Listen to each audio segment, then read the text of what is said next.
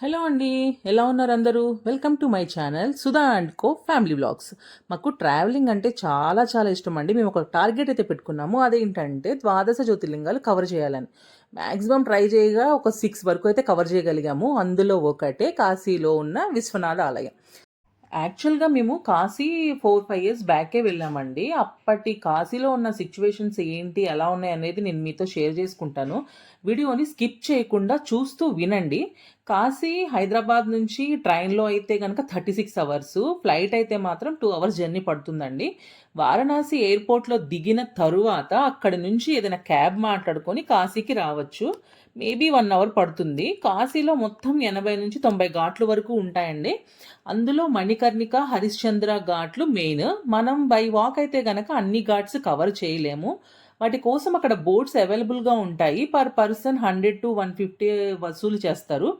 South side వాళ్ళని చూస్తే మరీ నిలువు దోపిడీ చేసేస్తారు. కాశీలో 9 రోజులు నిద్ర చేస్తే మంచిది అంటారు కదండీ! మేము కార్తీక మాసం పౌర్ణమి రోజున కాశీలో ఉండేలాగా ప్లాన్ చేసుకొని వెళ్ళాము. 9 రోజులు అక్కడే నిద్ర కూడా చేశాము. ఒక విషయం ఏంటంటే అక్కడ నిత్య అన్నదానం జరుగుతూనే ఉంటుంది. అన్నపూర్ణ సత్రాలని ఉంటాయి. ఎప్పుడు వెళ్ళినా కూడా భోజనము ఉంటూనే ఉంటుందండి. మేము వెళ్ళినప్పుడు టెంపుల్ ఇప్పుడున్నంత విశాలంగా అయితే లేదు. పూజా సామాగ్రి అమ్మే షాపులు టెంపుల్ చుట్టూ ఉంటాయి. మొబైల్స్, ఈవెన్ టాబ్లెట్స్ కూడా నాట్ అవైలబుల్ ఆ టైంలో. అందుకే టెంపుల్ లోపల ఎటువంటి వీడియోస్ కూడా నా దగ్గర అవైలబుల్ లేవు. కాశీ అంటే ముఖ్యంగా మనకి గుర్తొచ్చేది ఏంటంటే గంగా హారతి. అవి చూడాలంటే మనకి 2 కళ్ళు సరిపోవండి. అంత బావుంటుంది. యాక్చువల్‌గా అక్కడ ఏంటంటే వ్యూయర్స్ కోసము, అంటే చూసే వాళ్ళ కోసము బోట్‌లని చైర్స్, లైటింగ్స్ తోటి ఫుల్‌గా డెకరేట్ చేసి పెడతారండి. వాటికి గూడా డిమాండ్. పర్ పర్సన్ 200, 300 గూడా తీసుకుంటారు. గంగా హారతిని చూడడానికి వచ్చే వాళ్ళలో 50% ఇండియన్స్ ఉంటే, ఇంకో 50% ఫారినర్స్ ఉంటారు. వచ్చి నెలలకి నెలలు అక్కడే ఉండిపోతారంటండి. కాశీ మొత్తం గూడా వినాయకుడు, ఆంజనేయ స్వామి టెంపుల్సే చాలా ఉంటాయి. ఆల్మోస్ట్ అన్నీ గూడా స్వయంభూ విగ్రహాలే ఉంటాయి. ఇంకొక విషయం ఏంటంటే అక్కడ కాశీ విశాలాక్షి టెంపుల్ అని ఉంటుందండి. అది ఒక మన శక్తిపీఠము. అక్కడ మెయిన్ విగ్రహం మనకి చూడలేమంటండి. చాలా పవర్‌ఫుల్ అంట. అందుకని ఆ విగ్రహాన్ని ఇప్పుడున్న విగ్రహానికి వెనకాల పెడతారు. అక్కడ వారాహిదేవి టెంపులు, కాలభైరవ టెంపుల్స్ చాలా ఉన్నాయి. మీరు గనక కాశీ వెళ్తే గయా, ప్రయాగ, బౌద్ధ్ గయ, అయోధ్య, త్రివేణి సంగమం, భారతమాత టెంపుల్, అబ్బో! ఇలా చూడాలే గాని కాశీ చుట్టుపక్కల చాలా విజిటింగ్ ప్లేసెస్ ఉన్నాయండి.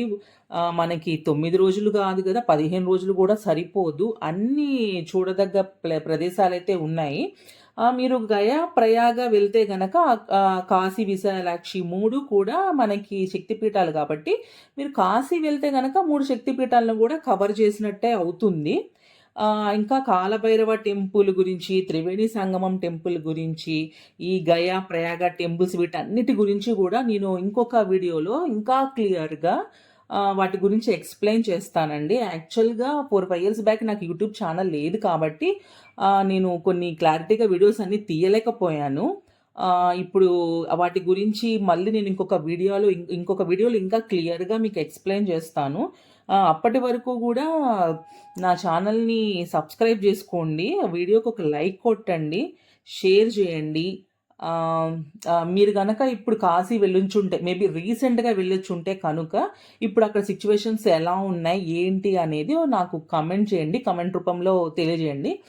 ఎందుకంటే నేనెళ్ళి 4, 5 ఇయర్స్ అయిపోయింది కాబట్టి, ఇప్పుడు ప్రెజెంట్ సిట్యుయేషన్ ఏంటనేది, ఒకవేళ నేను గూడా ప్రెజెంట్ సిట్యుయేషన్ ఏంటి అనేది మేబీ అతి త్వరలోనే వీడియో పెడతాను. అప్పటి వరకు గూడా stay tuned. Subscribe my channel Sudha and co family vlogs. Thank you so much.